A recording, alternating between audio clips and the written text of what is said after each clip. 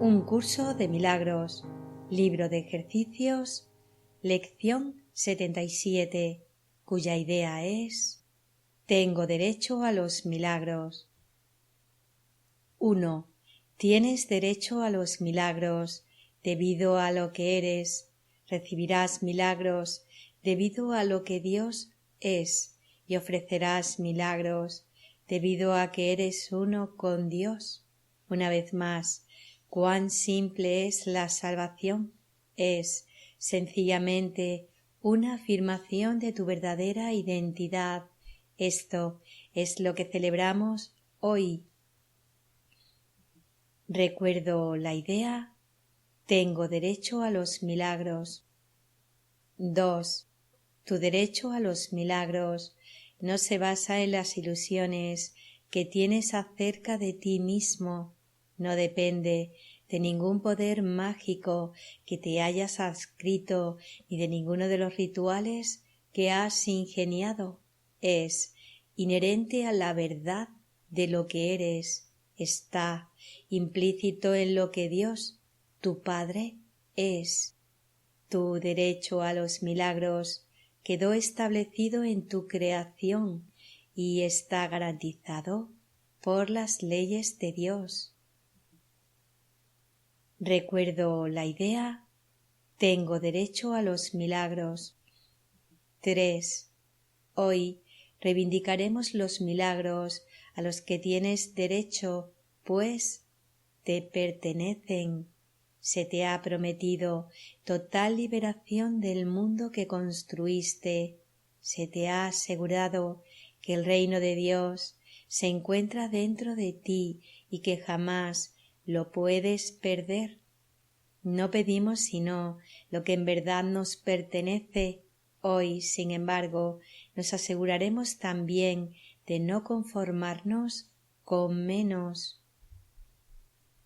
Recuerdo la idea: tengo derecho a los milagros.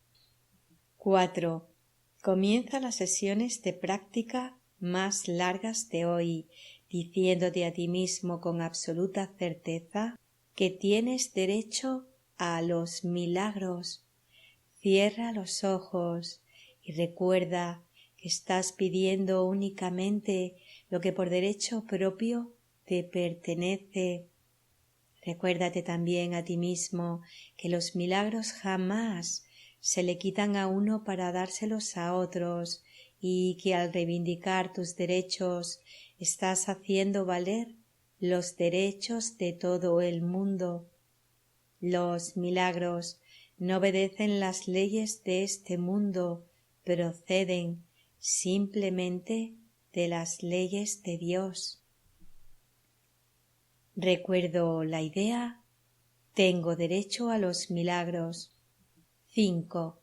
Después de esta breve fase introductoria, espera en silencio la ratificación de que se te ha concedido tu petición.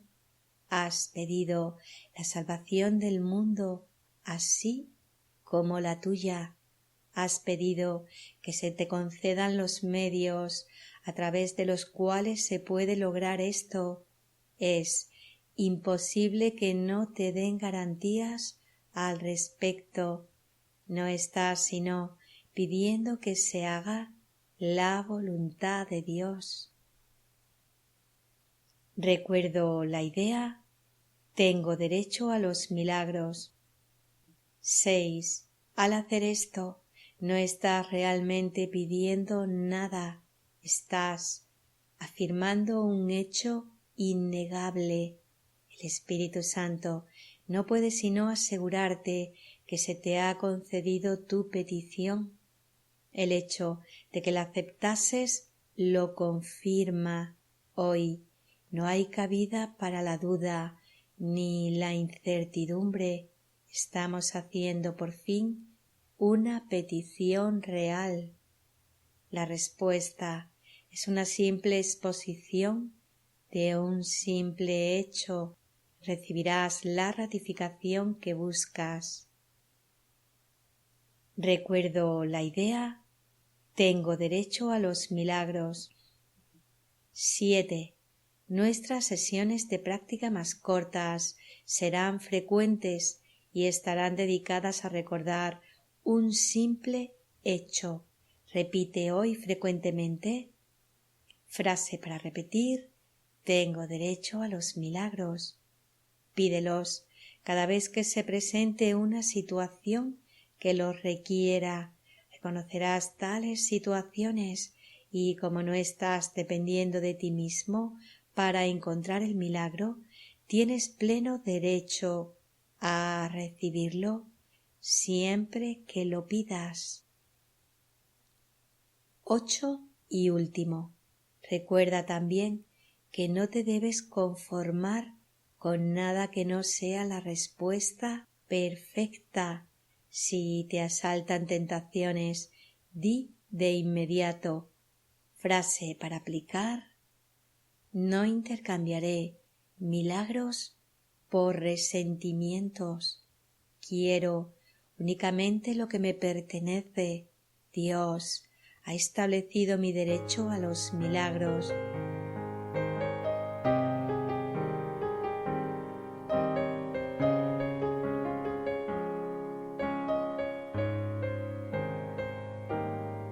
Lección 77, comentada por Ken Wapnick, cuya idea es: tengo derecho a los milagros. Esta es la primera mención de los milagros en el libro de ejercicios. Hay una referencia indirecta anteriormente en las lecciones, pero la discusión de este tema central ocurre aquí por primera vez. Como es tan fácil de malinterpretar, hablaré brevemente sobre el milagro antes de pasar a la lección en sí. En un curso de milagros, a Jesús le gusta usar términos que parecen sugerir una cosa y darles un significado completamente diferente.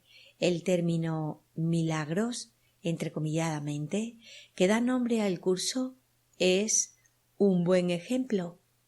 Casi todos asocian la palabra con algo externo, ya sea que uno crea o no en la Biblia. Todos en nuestro mundo occidental han sido influenciados por los relatos de los diversos milagros descritos en el Antiguo y en el Nuevo Testamento. Un examen muestra que involucran algún cambio en el cuerpo o en el mundo, ya sea la separación del Mar Rojo, la curación de una enfermedad o la resurrección de los muertos. En el curso, los milagros se entienden de manera diferente, sin tener nada que ver con lo externo, sino solo con un cambio de mentalidad. Las lecciones 77 y 78 indican que la mejor manera de pensar acerca de un milagro es como una corrección de nuestras percepciones erróneas y, sobre todo, como los medios para deshacer nuestra angustia o dolor. En la lección 193, Jesús explica que toda angustia proviene de la falta de perdón y dice así: es cierto que no parece que todo pesar no sea más que una falta de perdón. Y en nuestra próxima lección, él habla sobre los milagros como la respuesta a nuestros resentimientos. Por lo tanto, al pasar por estas lecciones, piensa en el milagro como un cambio en la mente, o más específicamente, un cambio en los maestros, del ego al Espíritu Santo.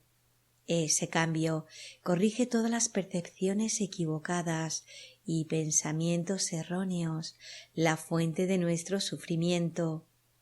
Por lo tanto, cuando Jesús dice al principio de esta lección: tengo derecho a los milagros, él, de nuevo, no se refiere a algo externo ni a la gracia de Dios que desciende sobre nosotros desde lo alto, bendiciéndonos a nuestras familias o a cualquier otra persona. Tenemos derecho al fin de nuestro dolor simplemente porque somos el Hijo de Dios, quien no puede estar sufriendo, puede puede soñar que sufre, soñar que se separó de Dios, pero la verdad es que sigue siendo tal como Dios lo creó. El milagro es el nombre de Jesús para la dinámica que nos permite comprender que todo lo que hemos fabricado, es decir, nuestro mundo personal y colectivo, es un sueño. Somos los soñadores de este sueño y por lo tanto somos los que podemos cambiar de mentalidad al respecto, como vemos en este pasaje del texto que se refiere al capítulo 28, sección segunda, y dice así: en realidad no ha ocurrido nada excepto que te quedaste dormido. El milagro no te despierta, sino que simplemente te muestra quién es el soñador. Te enseña que mientras estés dormido puedes elegir entre diferentes sueños, dependiendo del propósito que le hayas adscrito a tu soñar. ¿Deseas sueños de curación o sueños de muerte? Bien, pues pasamos ahora a la lección que nos lleva un paso más hacia la aceptación de los sueños de curación, el precursor de nuestro despertar del sueño de separación. Y así comienzo en el párrafo 1 de esta lección 77, que dice: tienes derecho a los milagros debido a lo que eres. Recibirás milagros debido a lo que Dios es. Ken comenta: la fuente del milagro es la presencia de Jesús o el Espíritu Santo en nuestras mentes. Esta presencia nos recuerda quiénes somos como el Hijo uno de Dios. En Principios de los Milagros, Jesús explica que su fuente está más allá de nuestra evaluación, lo que significa que Dios está más allá de nuestra comprensión. Jesús o el Espíritu Santo reflejan la verdad de Dios, el principio de la expiación, que es que la separación de Dios nunca ocurrió. Así recibiremos milagros porque ya los hemos recibido. La corrección está totalmente presente en nuestras mentes, esperando nuestra aceptación. Continúa en el párrafo 1: y ofrecerás milagros debido a que eres uno con Dios. Ken comenta: cuando elegimos el milagro, la elección de regresar a nuestras mentes y cambiar la decisión del ego al Espíritu Santo, hemos deshecho la creencia en la separación. En ese instante santo no hay un Hijo de Dios separado, solo el Hijo uno.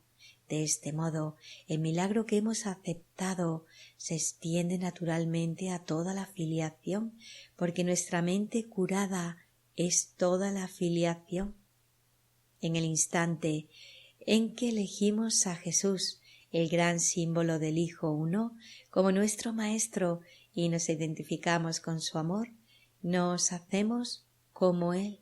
La oración de Jesús de Helen expresa el ferviente deseo de que así sea en nuestra primera de varias referencias a este poema inspirado e inspirador. Estrofa que corresponde al poema de Helen Schucman, Los regalos de Dios, y dice así: una imagen perfecta de lo que puedo ser, me enseñas que puedo ayudar a renovar la vista defectuosa de tus hermanos, mientras miran hacia arriba, que no me miren a mí, sino solo a ti. Y continúa Ken: además Jesús nos dice en el texto que cuando tomamos su mano llegamos más allá del ego, porque Él está más allá del ego. Texto de un curso de milagros que corresponde al capítulo 8, Sección quinta. Yo voy delante de ti, porque he trascendido el ego.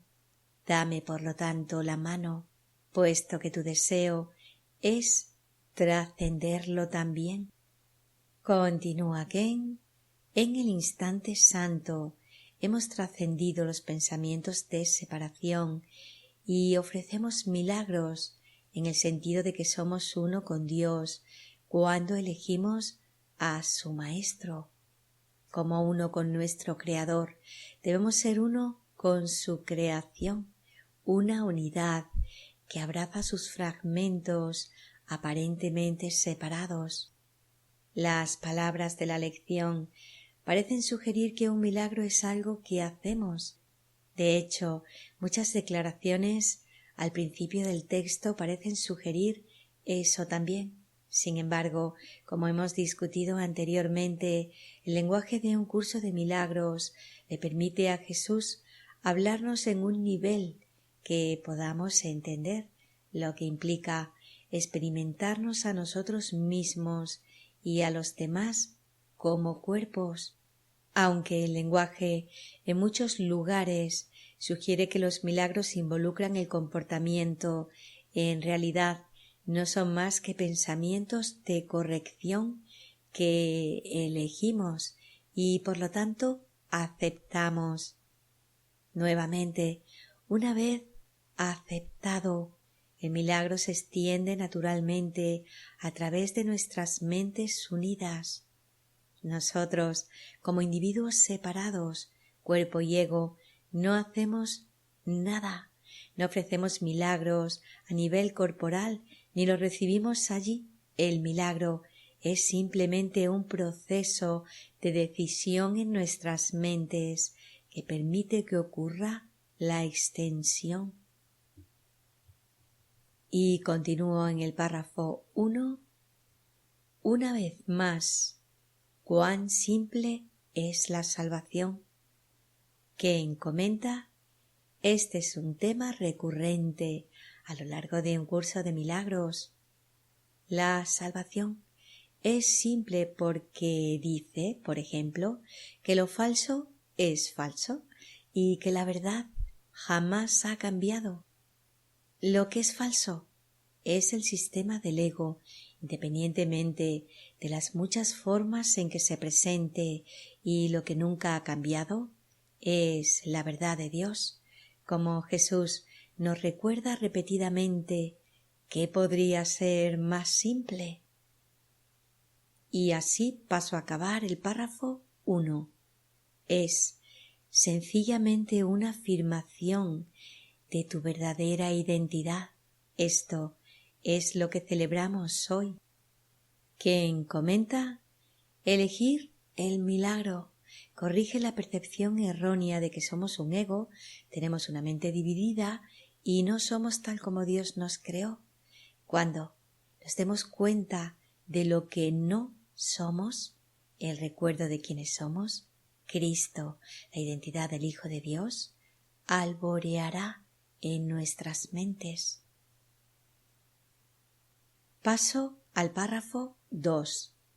Tu derecho a los milagros no se basa en las ilusiones que tienes acerca de ti mismo.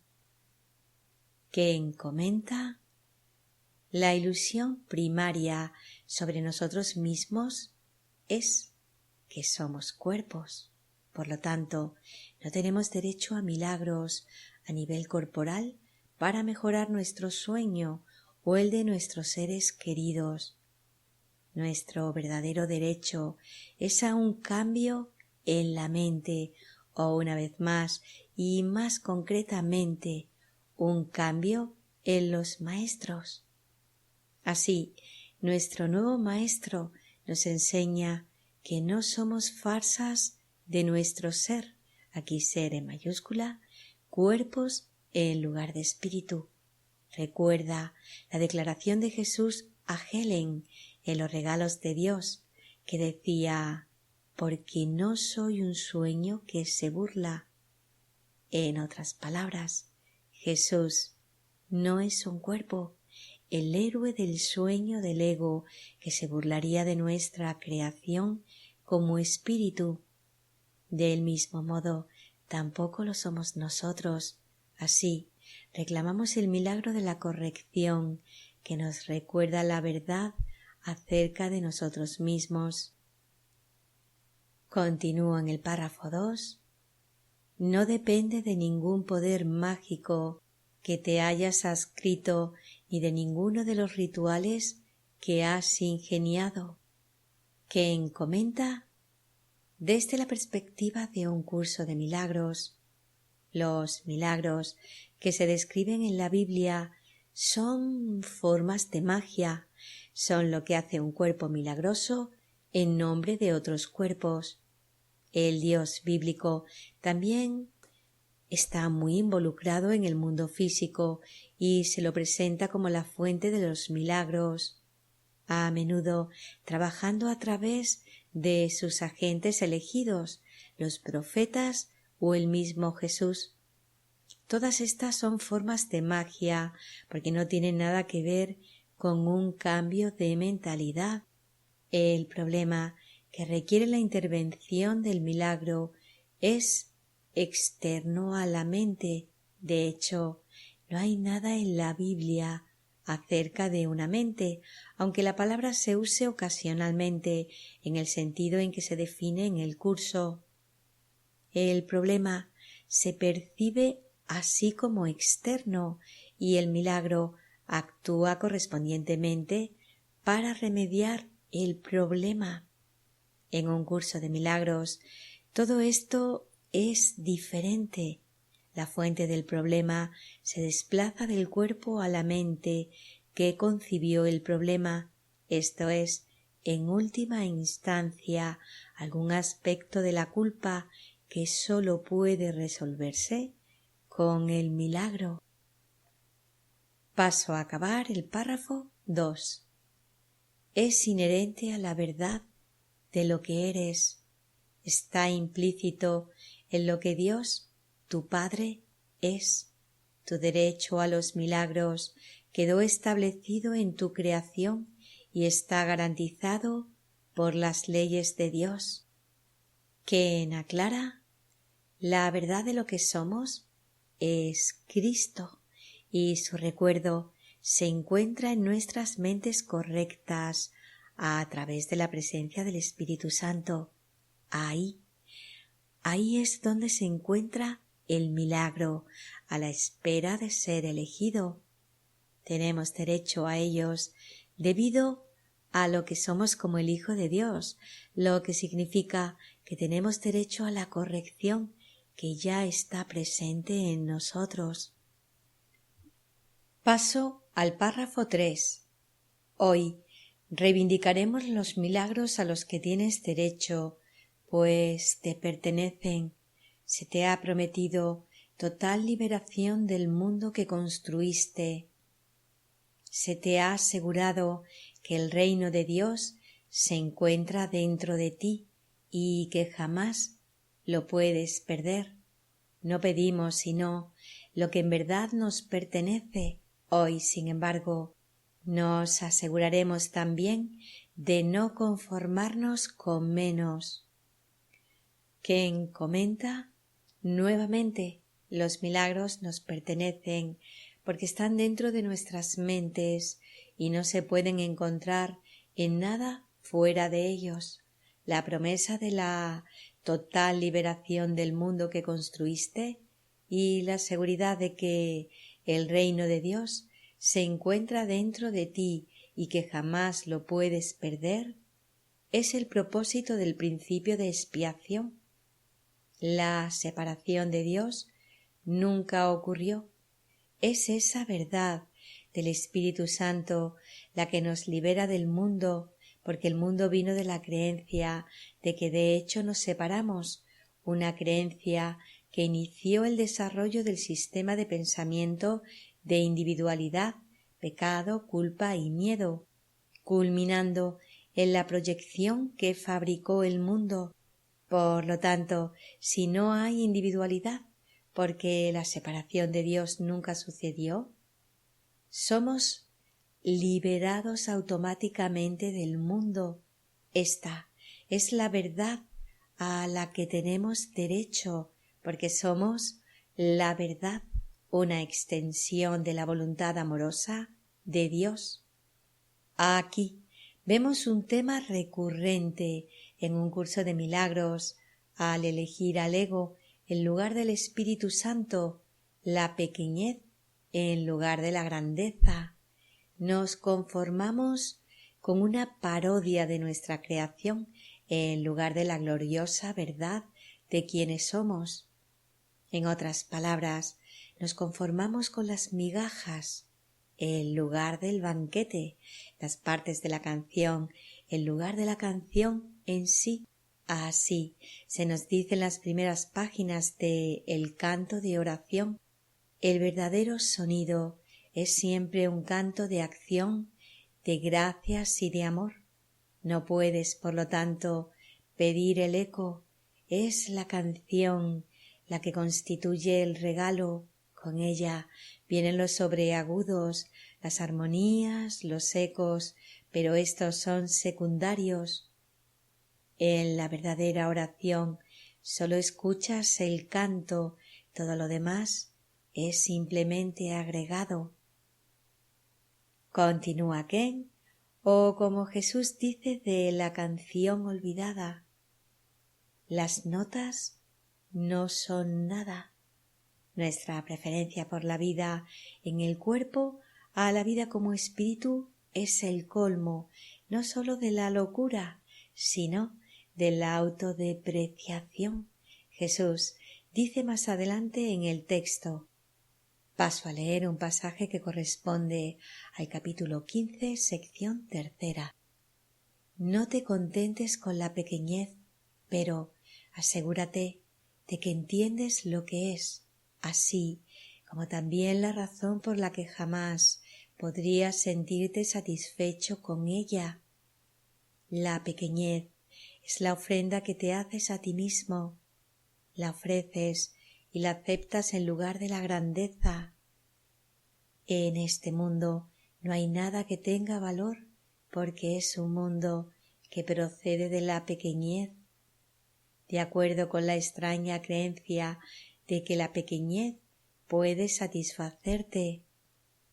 Cuando te lanzas en pos de cualquier cosa en este mundo, creyendo que te ha de brindar paz, estás empequeñeciéndote y cegándote a la gloria.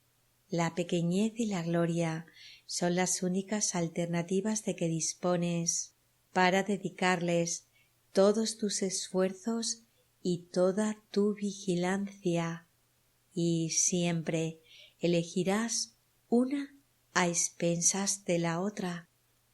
Acaba Ken. En resumen, se nos dice que nuestro problema no es que pidamos mucho, sino demasiado poco. De hecho, tenemos derecho a todo. Y así paso al párrafo 4.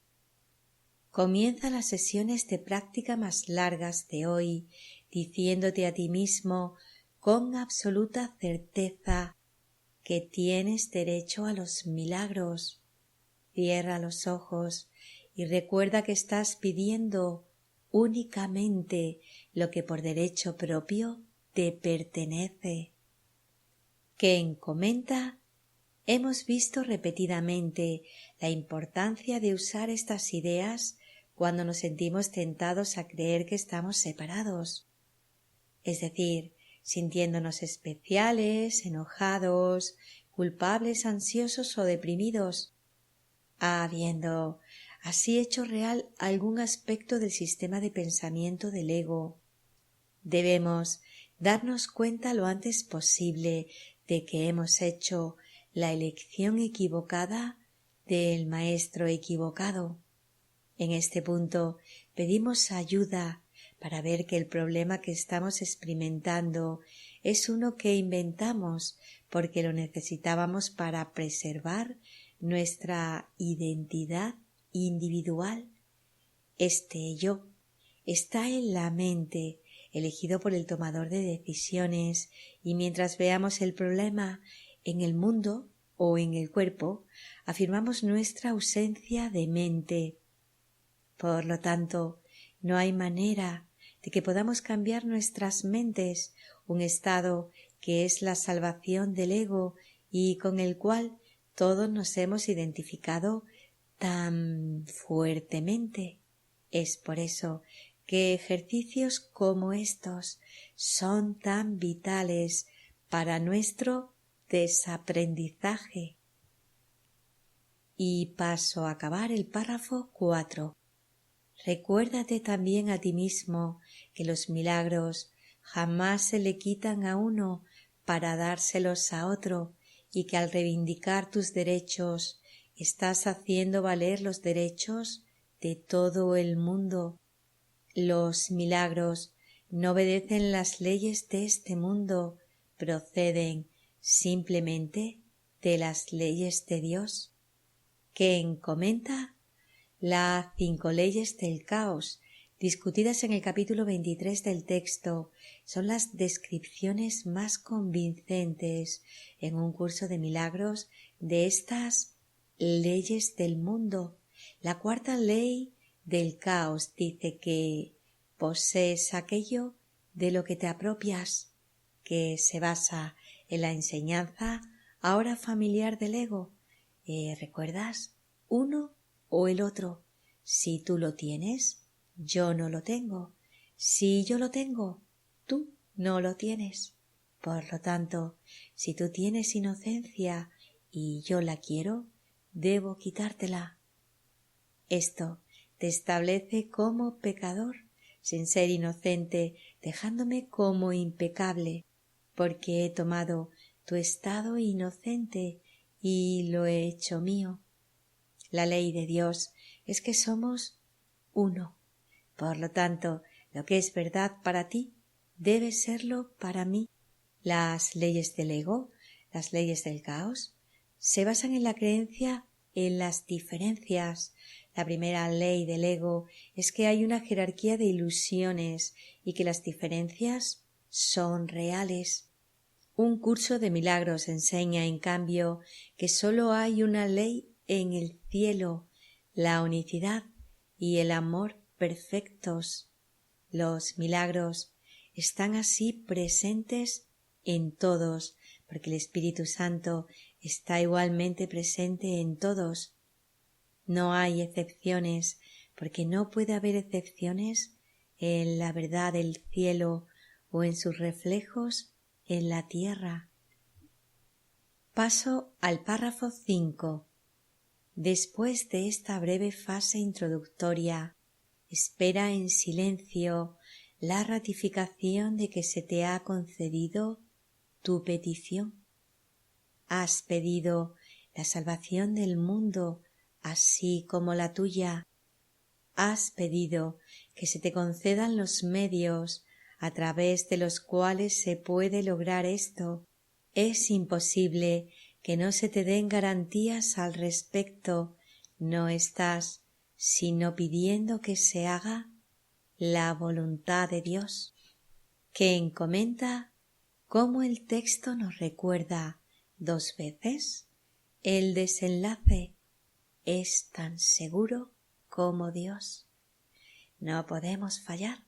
Sin embargo, creemos que podemos, si no nos valemos de los medios, el milagro o el perdón que nos proporciona el Espíritu Santo para ayudarnos a recordar la voluntad que Dios tiene para nosotros, para recordar que somos su voluntad.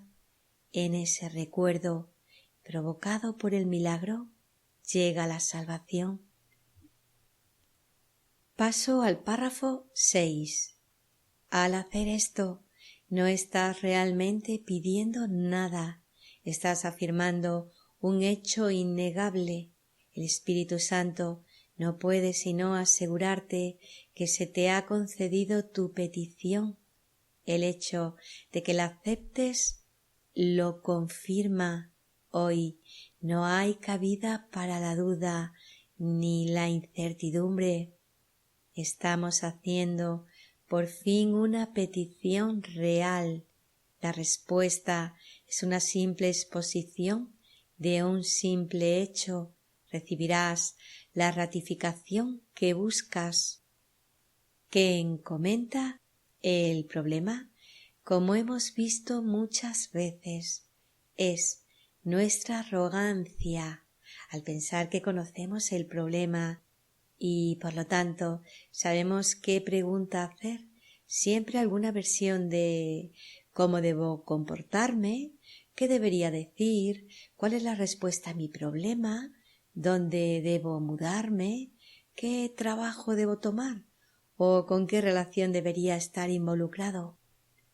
Todas estas son sólo pseudo preguntas diseñadas para distraernos de darnos cuenta del verdadero problema de la separación, el enfoque de las lecciones 79 y 80. En verdad, no estamos pidiendo por nada. Le pedimos al Espíritu Santo que nos ayude a comprender que cometimos un error y ahora podemos tomar la decisión correcta. Ese es el significado de Jesús al principio del texto, que dice que la única oración que tiene sentido es la del perdón, porque los que han sido perdonados lo tienen todo.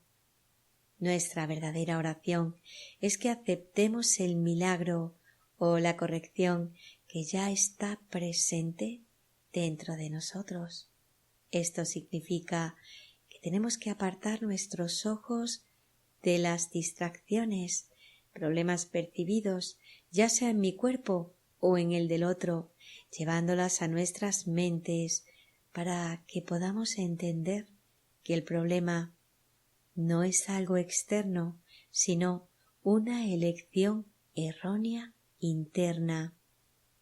Una vez más, esta corrección es la esencia del milagro y pedirla es la única petición real que podemos hacer, cuya respuesta se encuentra en el instante santo, como lo explica el siguiente pasaje que corresponde al capítulo 27, sección 4. No trates, por lo tanto, de solventar problemas en un mundo del que se ha excluido la solución. Lleva más bien el problema al único lugar en el que se halla la respuesta y en el que se te ofrece amorosamente. En él se encuentran las respuestas que solventarán tus problemas, pues no forman parte de ellos y toman en cuenta lo que puede ser contestado, lo que la pregunta realmente es. Las respuestas que el mundo ofrece no hacen sino suscitar otra pregunta, si bien dejan la primera sin contestar. En el instante santo puedes llevar la pregunta a la respuesta y recibir la respuesta que fue formulada expresamente para ti. Y así paso a leer el párrafo 7. Nuestras sesiones de práctica más cortas serán frecuentes y estarán dedicadas a recordar un simple hecho. Repite hoy frecuentemente la siguiente oración. Tengo derecho a los milagros.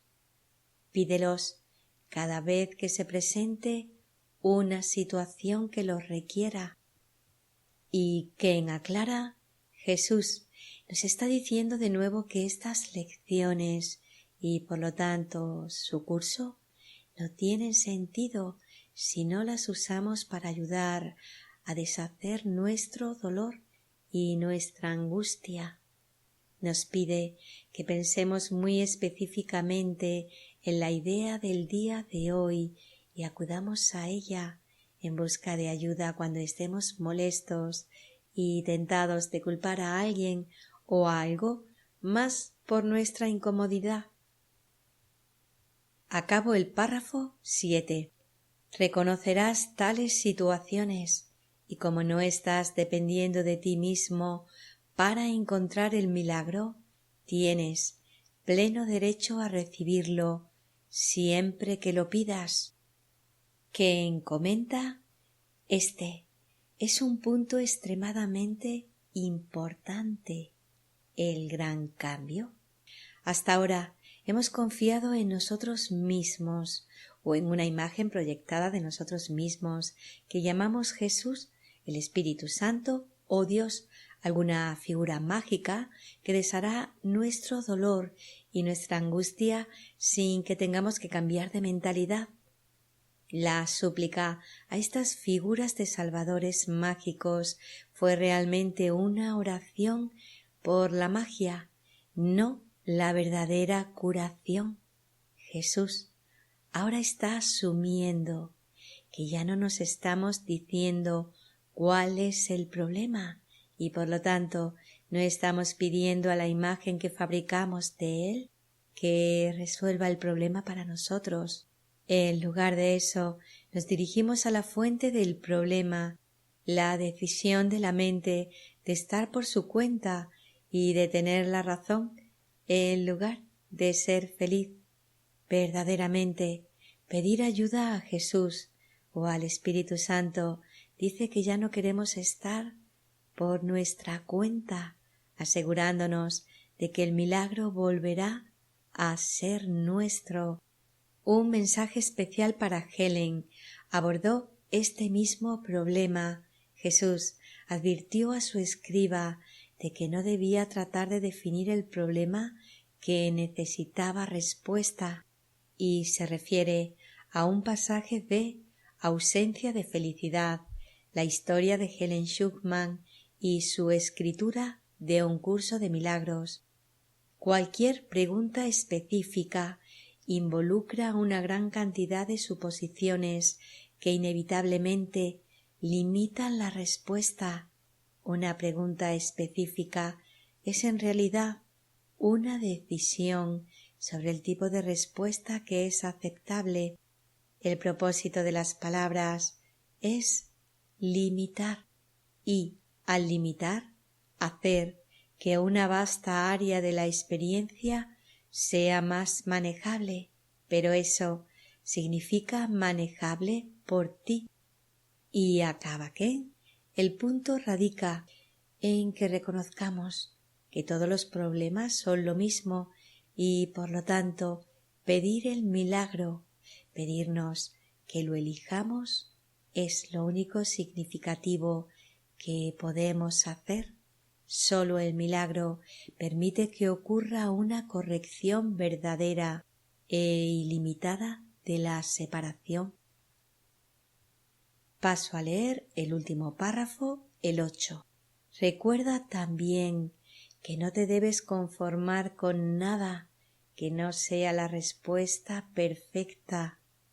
Si te asaltan tentaciones, di de inmediato: frases para aplicar: no intercambiaré milagros por resentimientos. Quiero únicamente lo que me pertenece. Dios ha establecido mi derecho a los milagros. Quien comenta: este párrafo conduce al tema de la próxima lección. Los milagros y los resentimientos son estados mutuamente excluyentes. Los primeros residen en nuestras mentes correctas cuando elegimos al Espíritu Santo como nuestro Maestro. Los segundos en nuestras mentes cerradas, que es cuando proyectamos la responsabilidad de nuestro ataque sobre otros, incluso sobre Dios mismo.